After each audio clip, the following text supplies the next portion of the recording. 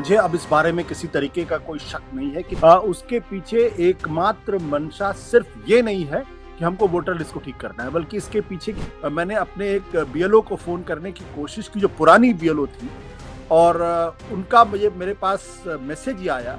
एक बीएलओ की मौत उस दिन हुई जिस दिन उसको शादी करनी थी। इसके पीछे कोई गहरी मंशा है, कोई बड़ा षड्यंत्र है, और इसलिए इस टेंडेंसी से डर लगता है। कोई टाइम फ्रेम है, उस टाइम फ्रेम के अंदर पूरे देश के अंदर एसआईआर को खत्म करना है और उसके बाद कोई और प्रक्रिया शुरू की जाए।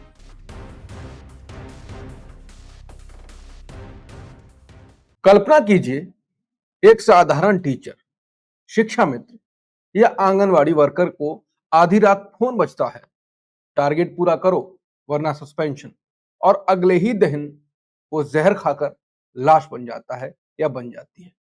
कुछ ऐसा ही हो रहा है। सवाल ये नहीं कि कितने बीएलओ मरे, सवाल ये है क्या चुनाव आयोग की जल्दबाजी ने उन्हें मार डाला। दैनिक भास्कर की रिपोर्ट के मुताबिक एसआईआर के 22 दिनों में 7 राज्यों में 25 बीएलओ ने जान दे दी है। सुसाइड नोट में एक ही नाम, एसआईआर का दबाव। एक बीएलओ ने लिखा, मुझे बंगाली फॉर्म थमा दिए गए, मैं तो हिंदी बोलती हूं। एक टीचर ने लिखा, रात रात भर ऐप ग्लिच, सुबह सस्पेंशन की धमकी, बस बहुत हो गया। एक शिक्षा मित्र काम करते करते बच्चों को लेकर रोने लगी, बोली एसआईआर के लिए रात 3 बजे लोग फोन करते हैं, घर जाओ तो दरवाजे बंद मिलते हैं। यूपी कांग्रेस ने यही वीडियो अपलोड करते हुए कहा है कि चुनाव आयोग और भाजपा सरकार यह वीडियो देखें और शर्म करें। क्या ये लोकतंत्र के लिए सही वोटर लिस्ट तैयार करने का तरीका है? बीएलओ शिक्षा मित्र पर आधी रात को काम का दबाव है और कुछ बीएलओ ने आत्महत्या तक कर ली है। क्या इतनी कीमत चुकानी पड़ेगी? मां गोद में बेटे को लेकर रो रही है, पर काम का बोझ खत्म नहीं होता है। राहुल गांधी कहते हैं हार्ट अटैक, तनाव, आत्महत्या, एसआईआर कोई सुधार नहीं, थोपा गया जुल्म है। कांग्रेस कह रही है बीएलओ की कनपट्टी पर कट्टा रखकर एसआईआर क्यों कराया जा रहा है। चुनाव आयोग वोटर लिस्ट साफ करने के नाम पर टीचर्स, आंगनबाड़ी वालों की जान ले रहा है, ऐसी बात कही जा रही है। ममता बनर्जी भी चीख चीख कर ज्ञानेश कुमार के काम करवाने के तरीके पर सवाल उठा रही हैं और लोकतंत्र की हत्या बता रही हैं। वो बीएलओ से भी अपील कर रही हैं कि वो ऐसा ना करें। विपक्ष कह रहा है मोदी का मास्टर प्लान है ये, पहले बीएलओ को मारो, फिर वोटर लिस्ट से विरोधी वोट काटो। तो सवाल ये है, क्यों वोटर लिस्ट साफ करने की इतनी जल्दी थी कि इंसानी जानें दांव पर लगा दी? आज इसी विषय पर करेंगे चर्चा और जानेंगे क्यों रो रहे हैं बीएलओ। क्या सच में यह है चुनावी सफाई या चुनावी हथकंडा? नमस्कार, मैं हूं अंकुर और आप देख रहे हैं सत्यनिका खास शो आशुतोष की पैनी नजर, जहां आशुतोष की खबर की खबर लेकर असली खबर बताते हैं। आशुतोष सर, हर रोज कोई ना कोई ऐसी खबर आती है। बिल्कुल अंकुर, और मुझे अब इस बारे में किसी तरीके का कोई शक नहीं है कि दरअसल जिस तरीके से एसआईआर को परस्यू किया जा रहा है, जिस तरीके से जबरदस्ती एसआईआर करने की कोशिश की जा रही है, उसके पीछे एकमात्र मंशा सिर्फ ये नहीं है कि हमको वोटर लिस्ट को ठीक करना है, बल्कि इसके पीछे की मंशा कुछ और है। और जिस डिक्टेटरशिप तरीके से इसको किया जा रहा है, मतलब किसी तरीके का कोई कंसिडरेशन काम नहीं कर रहा है। विपक्ष की तमाम आपत्तियों को पूरी तरीके से नजरअंदाज किया जा रहा है। बड़े पैमाने पर बीएलओस की शिकायतें आ रही हैं, उस पर किसी तरीके का कोई ध्यान नहीं दिया जा रहा है। और जो इस वक्त मेरे पास जो दैनिक भास्कर की रिपोर्ट है, उस रिपोर्ट के हिसाब से 22 दिन में 7 राज्यों में 25 बीएलओस की मौत की खबर है। इनमें से ज्यादातर ने आत्महत्याएं की हैं और बड़े पैमाने पर बीएलओस ने अपने पद से इस्तीफा दिया है। और मैं ये बताऊं कि आज सुबह ही मैंने अपने एक बीएलओ को फोन करने की कोशिश की, जो पुरानी बीएलओ थी, और उनका मेरे पास मैसेज ही आया कि दरअसल उन्होंने अपने पद से इस्तीफा दे दिया है क्योंकि वो प्रेशर को हैंडल नहीं कर पा रही हैं। ये उनका मैसेज मेरे पास आया, जो सुनकर मैं थोड़ा हतप्रभ भी हुआ, लेकिन चौंका नहीं, क्योंकि मुझे मालूम था बीएलओ इस वक्त कितने दबाव में है। उनकी जगह एक दूसरे बीएलओ ने काम करना शुरू कर दिया है। तो 25 बीएलओस की मौत की खबर, जिससे मध्य प्रदेश में सबसे ज्यादा 9 लोगों की जान गई है, उत्तर प्रदेश, गुजरात में 4-4 लोगों की जानें गई हैं। कल मैं एक टीवी चैनल पर था और उस टीवी चैनल पर एक बीएलओ की मौत उस दिन हुई जिस दिन उसको शादी करनी थी, और उसको शादी करने के लिए छुट्टी नहीं मिल रही थी। बाकायदा वहाँ के जो एसडीएम और कानूनगो उसको धमकी दे रहे थे, और यहाँ तक उससे कहा कि ठीक है, अगर तुम नहीं कर सकते 2,000 रुपए देकर किसी को अपॉइंट करो और किसी से 1 दिन का काम लो, 2 दिन का काम लो। मतलब उसकी शादी है, और आपको इतनी सी भी इतने मन में संवेदनशीलता नहीं है कि आप उसके ऊपर दबाव डाल रहे थे। सुबह 6:30 बजे कानूनगो उनके घर पहुंच गया। ये उसकी बहन ने बाकायदा टीवी चैनल पर अपने इंटरव्यू में कहा है। सुबह 6:30 बजे कानूनगो उसके घर पहुंच गया और उसको धमकी देने लगा। धमकी देने के बाद नौकरी खा जाने की बात की उसने, और थोड़ी देर के बाद वो बीएलओ अपने कमरे में गया और उसने दरवाजा अंदर से बंद कर लिया। और उसके बाद घर वालों ने जब दरवाजा खटखटाया तो कोई आवाज नहीं आई, किसी तरीके की कोई सूचना नहीं मिली। तो उन्होंने जब खिड़की से झांका तो देखा उस बीएलओ ने अपनी आत्महत्या कर ली। यानी जिस दिन उस घर में खुशियां मनाई जानी चाहिए थी, जिस दिन उसके घर में एक नया जीवन प्रवेश करता, वो एक नए जीवन में प्रवेश करता, अपनी जीवन संगनी के साथ शादी करता, उस दिन उस बीएलओ की आत्महत्या की खबर आई। और इस खबर के बाद भी राजस्थान की यह घटना है, कोई भी प्रशासन की तरफ से उसके पास नहीं गया, इलेक्शन कमीशन के तरफ से उसके उसके घर पे कोई नहीं गया। और वो जो बहन थी उस बीएलओ की, रो रो के उसका बुरा हाल था जब वो टीवी चैनल पर अपनी अपनी तकलीफ, अपनी पीड़ा को बयान कर रही थी। सवाल इस बात को लेकर यह है कि 1 महीने के अंदर ही खत्म करने की जल्दी क्यों है?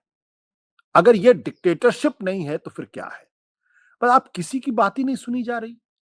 कोई कुछ भी कहता रहे, किसी तरीके की आपत्ति करता रहे, सिर्फ एक ही धुन हमें 1 महीने के अंदर करना है। मैं बार-बार इसको कह चुका हूं कि बिहार में तो मैं आपकी बात समझ सकता था, चलिए आपको चुनाव कराना था, ठीक है, मान लिया, एक एक्सपेरिमेंट था, आपने एक्सपेरिमेंट कर लिया।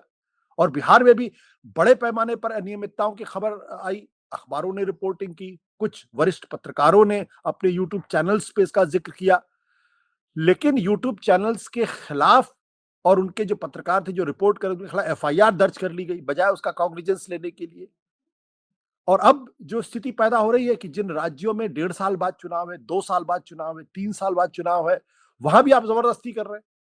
तो ये सिर्फ एसआईआर को दुरुस्त करने का सवाल नहीं है, ये सिर्फ वोटर लिस्ट को दुरुस्त करने का सवाल नहीं है। इसके पीछे कोई गहरी मंशा है, कोई बड़ा षड्यंत्र है, जिसका खुलासा अभी नहीं हो पा रहा और शायद हम लोग उस बात को समझ नहीं पा रहे हैं। लेकिन जहां उत्तर प्रदेश की ले ली, जहां पे मैं रहता हूं, 1.5 साल बाद चुनाव होने हैं, और वहां पे अभी मेरे सामने जो रिपोर्ट पड़ी है, गोंडा के एक बीएलओ है विपिन यादव, उन्होंने आत्महत्या कर ली। और उनके जो एक रिश्तेदार हैं, उन्होंने एक वीडियो बनाया है और उस वीडियो में कहा है कि दरअसल विपिन यादव के ऊपर यह दबाव था कि वो ओबीसी तबके के लोगों के नाम काटे, और वो भयानक पीड़ा में थे, और इतनी पीड़ा में थे, प्रशासन के द्वारा उनके ऊपर इतना ज्यादा दबाव बनाया गया कि वो उस पीड़ा को नहीं सह पाए और अंत में उन्होंने आत्महत्या कर ली। ये गोंडा डिस्ट्रिक्ट का नवाबगंज। मैं इस बारे में इसलिए कह रहा हूं क्योंकि मैं गोंडा डिस्ट्रिक्ट से बिलोंग करता हूं। हमारे जो पैतृक परिवार के लोग हैं वो गोंडा डिस्ट्रिक्ट के रहने वाले हैं। विपिन यादव उनका नाम है। विपक्ष वहां पे समाजवादी पार्टी लगातार अपील कर रही है, कांग्रेस लगातार अपील कर रही है, लेकिन किसी के कानों में जूं तक नहीं रेंग रही। तो प्रश्न है कि ज्ञानेश कुमार जी करना क्या चाहते हैं? अगर ये वोटर लिस्ट की शुद्धि करना चाहते हैं, वोटर लिस्ट को अगर बेहतर करना चाहते हैं, तो 3 महीने के अंदर 4 महीने का वक्त दे दें। भाई एक बीएलओ के पास आराम से काम करने का वक्त भी होगा, एक एक एंट्री को वेरीफाई भी कर लेगा, अगर उसमें कहीं त्रुटि होगी, कोई दोष होगा तो उसको ठीक करने का प्रयास भी करेगा, उसकी ठीक तरीके से मॉनिटरिंग हो पाएगी, जो वो काम कर रहा है उसकी ठीक तरीके से उसका सुपरविजन हो जाएगा। लेकिन अभी इलेक्शन कमीशन केरला हाईकोर्ट के मामले में, के मामले में जो केरला ने कहा कि भाई अभी हमारे यहाँ लोकल बॉडीज के इलेक्शंस हो रहे हैं, आप एसआईआर थोड़ा दिन बाद करा लीजिए, तो सुप्रीम कोर्ट में इनकी तरफ से कहा कि हमने 99% फॉर्म भरवा दिए, 99% फॉर्म दे दिए। ये दिए, आपका हाँ। काम से 99% फॉर्म देने का थोड़ी है, आपको तो एक एक एंट्री की स्क्रूटनी करनी चाहिए। जब आप ये कहना चाहते हैं कि इसमें सही लोग हैं या गलत लोग हैं, तो जब तक एक एक की स्क्रूटिनी नहीं होगी तब तक कैसे सिर्फ फॉर्म जमा कर देना या फॉर्म दे देना कोई बड़ी बात थोड़ी। और आप दुर्भाग्य की स्थिति देखिए कि केरल के अंदर 9 दिसंबर और 10-11 दिसंबर को वहां लोकल बॉडीज के चुनाव है, और 4 दिसंबर तक एसआईआर की प्रक्रिया को पूरा कर लेना है। तो किस वोटर लिस्ट पे काम होगा? लेकिन जब महाराष्ट्र का जिक्र होता है तो वहां पे एसआईआर नहीं होती है, क्योंकि वहां भारतीय जनता पार्टी देवेंद्र फडणवीस की सरकार है। असम के अंदर नहीं होती एसआईआर, पहले उसको टाल देते हैं, फिर उसके बाद दूसरा बहाना करके कुछ और करने की कोशिश करते हैं। तो ये बिल्कुल स्पष्ट है कि ये मामला सिर्फ वोटर लिस्ट को शुद्ध करने का काम नहीं है, इसके पीछे कुछ और मंशा है। और अगर वोटर लिस्ट को शुद्ध करने का काम होता तो ये काम इतनी जल्दबाजी में, इतनी तेजी से नहीं किया गया होता, बल्कि वक्त दिया जाता ताकि एक एक चीज शुद्ध हो सके। आशुतोष सर, आप बार बार कह रहे हैं कि ये कुछ अलग मंशा है। अब तो वो मंशा है क्या? मतलब ये ऐसा तो है नहीं जल्दबाजी करके उन्हें कुछ मजा आ रहा है। मजा आ रहा है तो उसका कारण दूसरा क्या? क्या उनको भी कहा जाता है कि योगेंद्र यादव जी कह रहे हैं, बाकी लोग कह रहे हैं कि बंगाल तो बिहार तो एक प्रयोगशाला था, असली प्रोजेक्ट तो अब बंगाल में किया जाएगा।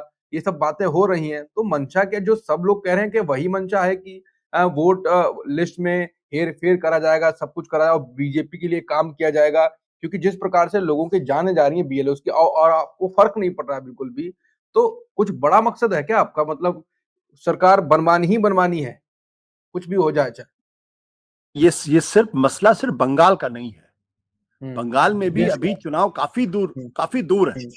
ऐसा हम्म। नहीं कि अगले 3 महीने के अंदर वहां बंगाल के अंदर विधानसभा के चुनाव होने हैं।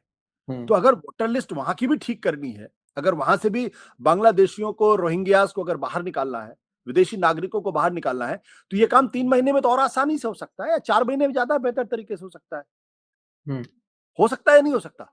एक ही महीने के अंदर क्यों करना है? हम्म। ये जो जल्दबाजी की जा रही कि एक ही महीने के अंदर हमको कर देना है, इसका मतलब यह है कि किसी की जिद है कि हमें किसी की बात को नहीं सुनना, किसी की आकांक्षाओं पे ध्यान नहीं देना है, किसी की उम्मीदों पर नहीं करना है, किसी का ध्यान नहीं करना है। हमें ये करना है और हम ये करेंगे, और मुझे दुनिया की हम्म। कोई ताकत रोक नहीं सकती। ये हम्म। जो जिद है, ये जिद अपने आप में एक डिक्टेटर की जिद है।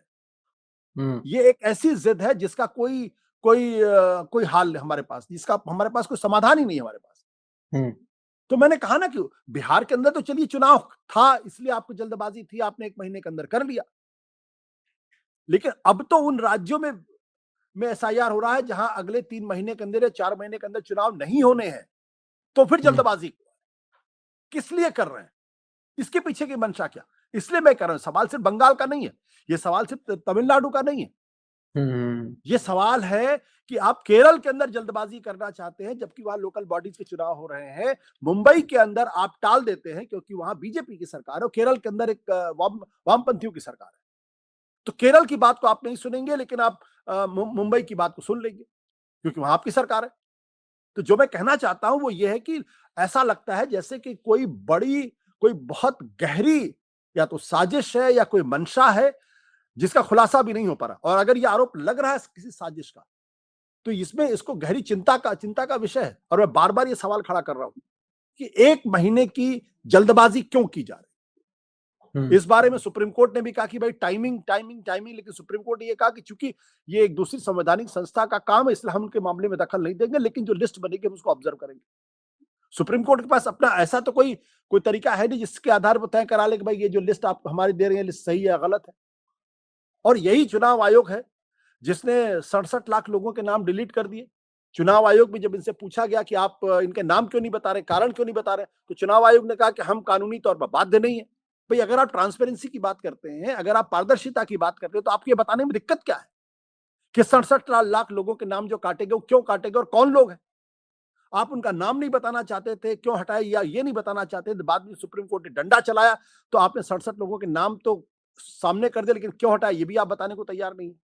तो ये जो स्थिति है कि जो जिद है और विपक्ष को लेकर जिस तरीके की नफरत, जिस तरीके से घृणा दिखाई पड़ रही है, ये बहुत चिंता का सबब है।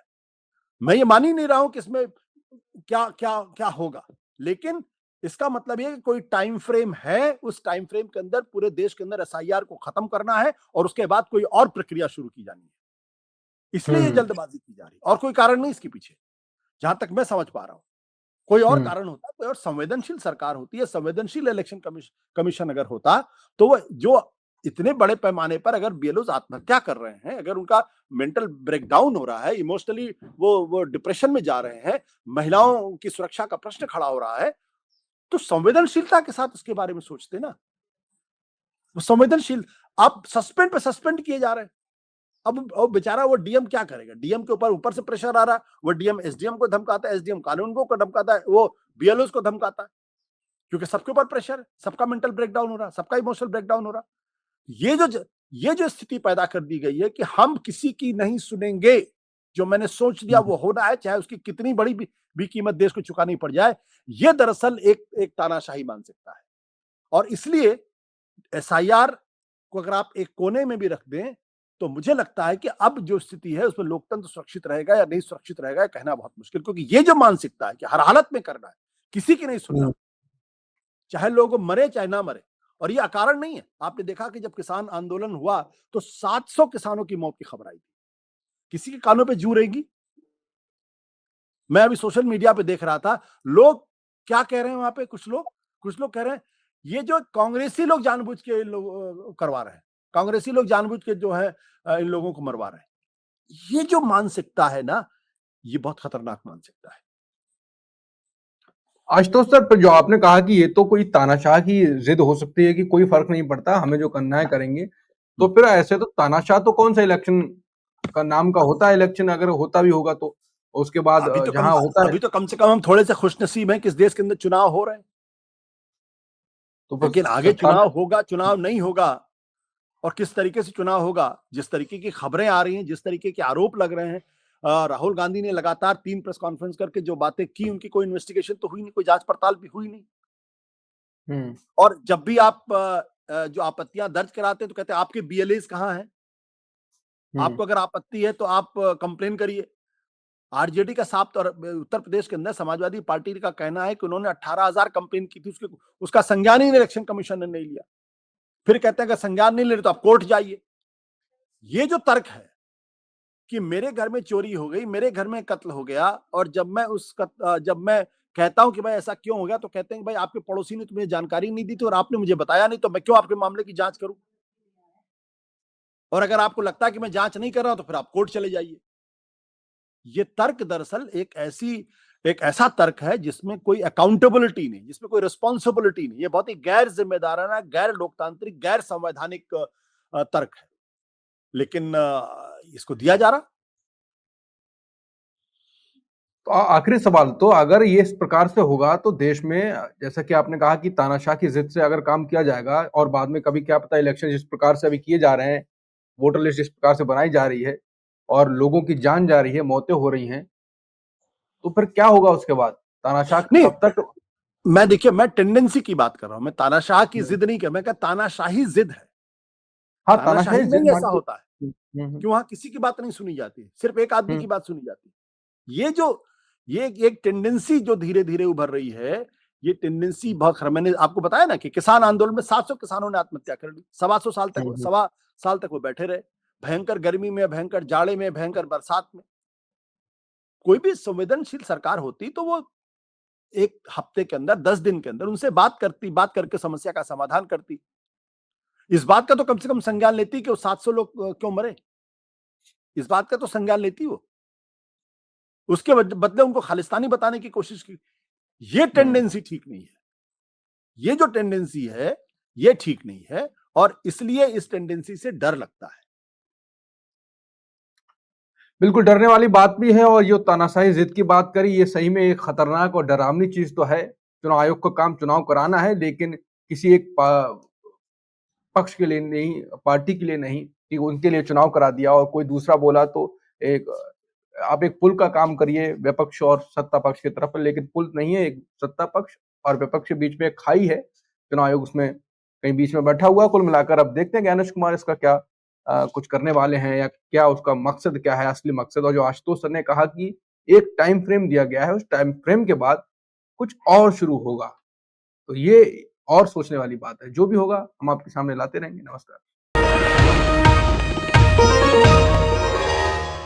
Copyright disclaimer under Section 107 of the Copyright Act 1976. Allowance is made for fair use for purposes such as criticism, comment, news reporting, scholarship, and research. Fair use is a use permitted by copyright statute that might otherwise be infringing.